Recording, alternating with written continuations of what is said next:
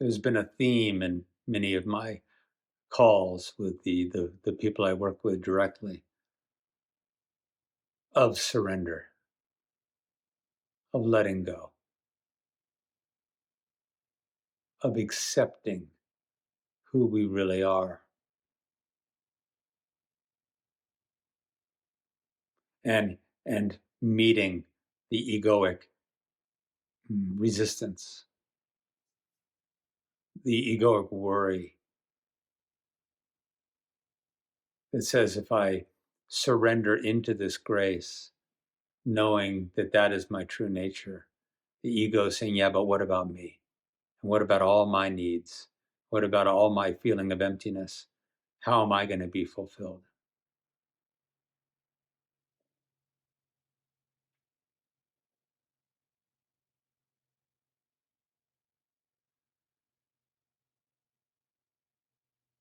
And in each of these conversations, I'm reminded of a poem by Hafiz called Manic Screaming. And it's just so perfect. I just love this poem and what it points to. And Hafiz says, we should make all spiritual talk simple today. We should make all spiritual talk simple today. God is trying to sell you something, but you don't want to buy. You don't want to buy. And that is what your suffering is. Your fantastic haggling, your manic screaming over the price.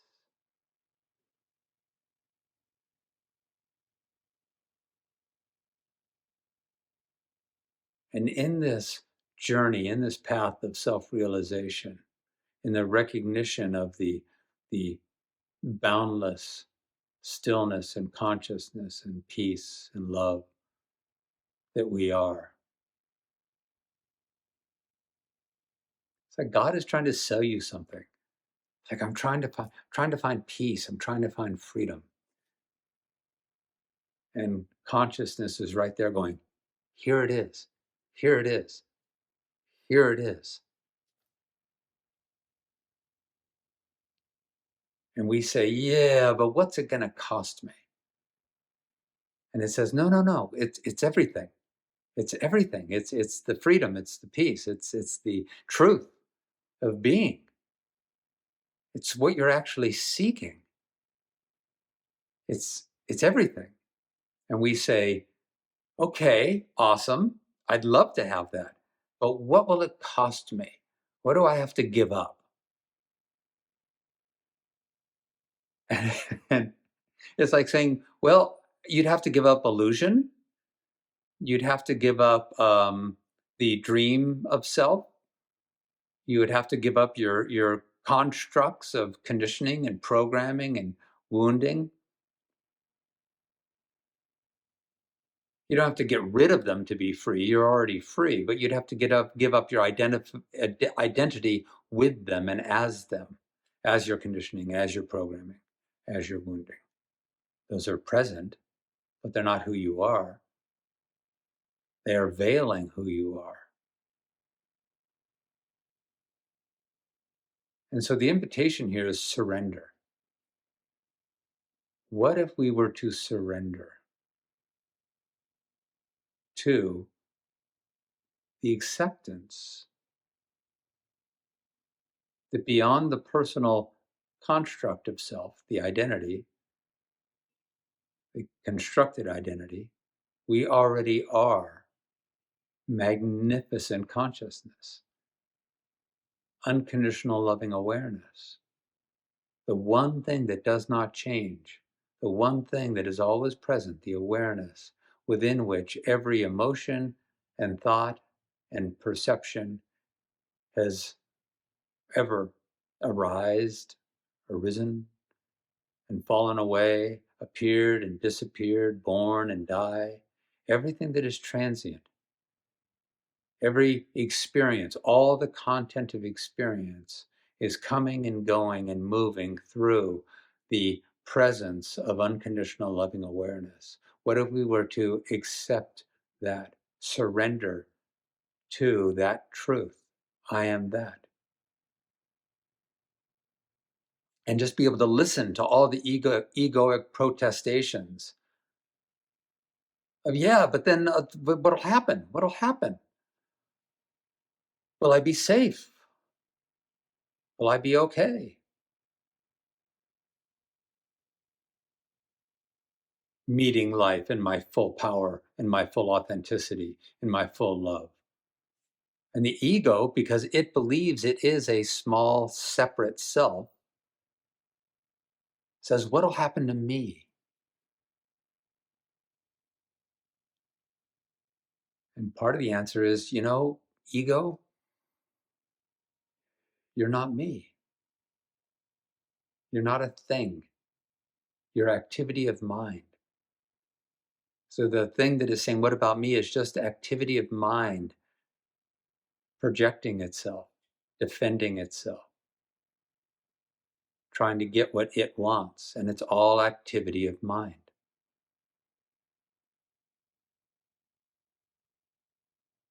What if we accepted who we actually are when we pop out of the dream of self, the ideas of self, the stories of self? When we pop out of that dream of self, we are awake as the imperishable, unwavering, unconditional, loving awareness. We are that.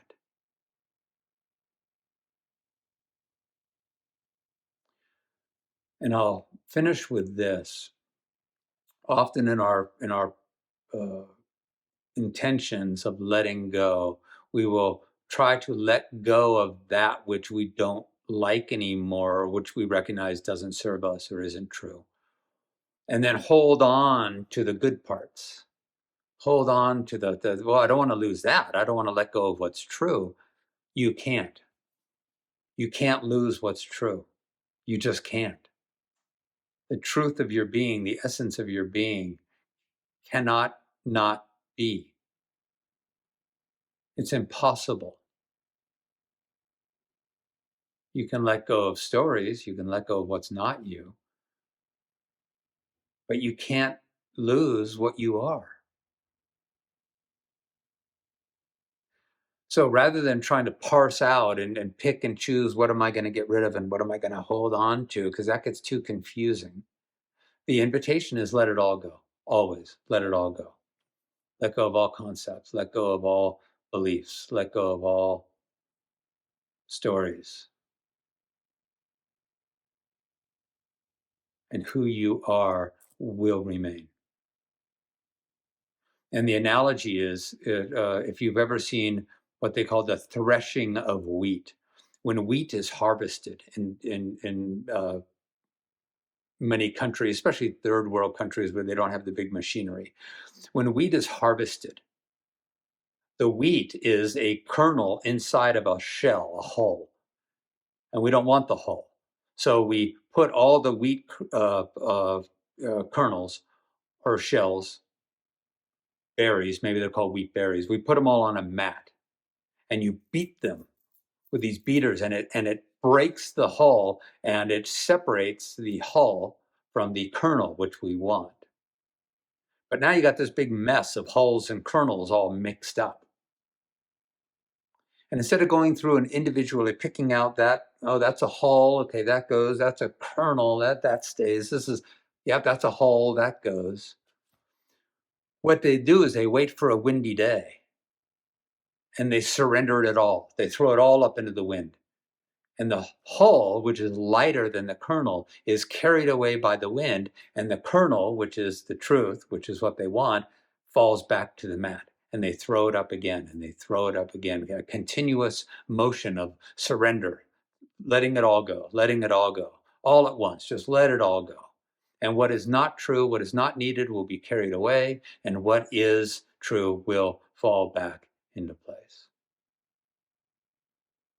Let it all go. Don't try to be a better anything. Don't try to be compassionate, spiritual, free, peaceful. Don't try to do anything. Just stop with all definitions,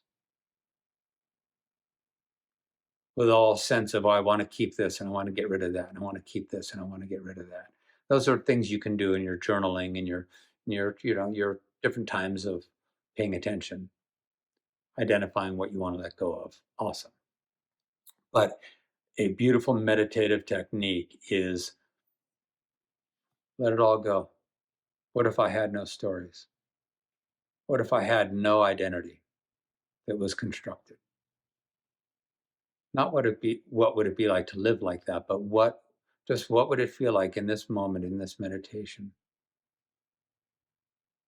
if I just stopped all storytelling, all identification? Would you disappear? You wouldn't. It's impossible. You cannot disappear. The essential nature of you, the truth of you, the kernel, cannot not be.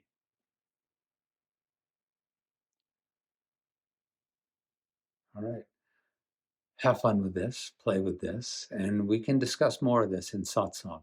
So again, satsang, come join in our community conversations every couple of weeks to be in these conversations of what is it to awaken out of the illusion of self and abide, accept, be who you really are. All right. Good to be with you. Blessings.